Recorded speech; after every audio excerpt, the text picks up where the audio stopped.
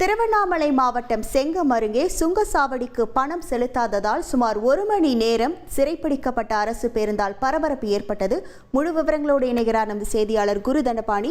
வணக்கம் குருதண்டபாணி, இது தொடர்பான முழு விவரங்கள். திருவண்ணாமலை மாவட்டம் ஜமுனாமதூர் பகுதியில் உள்ள ஊர்கவுண்டூர் மலை கிராமத்தில் இருந்து திருவண்ணாமலை வழியாக தினமும் சென்னைக்கு அரசு பேருந்துகள் தற்போது இயக்கப்பட்டு வருகிறது. கடந்த 2 நாட்களாக இந்த அரசு பேருந்து செங்கம் அடுத்த முறையார் பகுதியில் உள்ள தேசிய நெடுஞ்சாலை அந்த டோல்கேட்டில் இயங்கி கலந்து செல்லும் போது போதிய பணம் இல்லை. ஆகவே உடனடியாக அந்த பேருந்துக்கான பணத்தை கட்டக்கோரி அறிவுறுத்தியுள்ளார்கள்.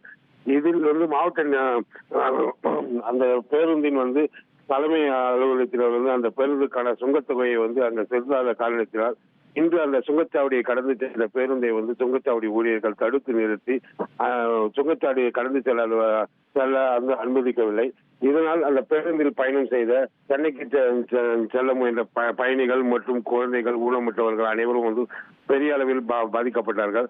கிட்டத்தட்ட 1 மணி நேரம் அந்த பேருந்து அங்கேயே நிறுத்தப்பட்ட காரணத்தினால் பேருந்தில் பயணம் செய்த பயணிகளுக்கும் சுங்கச்சாவடி ஊழியர்களுக்கும் பெரும் வாக்குவாதம் ஏற்பட்டது. இதனை அடுத்து இந்த வாக்குவாதத்தின் போது வேண்டுமென்றால் பயணிகளாகிய நீங்கள் பணம் கட்டி இந்த பேருந்தை நீங்கள் எடுத்து செல்லுங்கள் என்ற கூறியதை அடுத்து அந்த பேருந்தில் பயணம் செய்த ஒரு நபர் அந்த பேருந்துக்கான சுங்கச்சாவடி கட்டணமாக 400 ரூபாயை சுங்கச்சாவடியில் செலுத்திய பிறகு அந்த பேருந்து சுங்கச்சாவடியை கடந்து செல்ல அந்த பணியாளர்கள் அனுமதிக்கிறார்கள். இந்த ஒரு நிகழ்வு அங்கு பெரும் பரபரப்பை ஏற்படுத்தியது. குறிப்பாக இந்த வட்டார போக்குவரத்து அலுவலக அதிகாரிகள் பல பேருந்துகளுக்கு சுங்கச்சாவடிகள் இந்த பணம் செலுத்தாத நிலையில் இது போன்ற நிகழ்வுகள் அடிக்கடி சுங்கச்சாவடியில் ஏற்படுவதாக பொதுமக்கள் குற்றச்சாட்டு வைத்துள்ளார்கள். ஆகவே பேருந்துகளுக்கு உரிய முறையில் அதிகாரிகள் பணம் செலுத்த வேண்டும் என்ற கோரிக்கையையும் பொதுமக்கள் வைத்துள்ளார்கள்.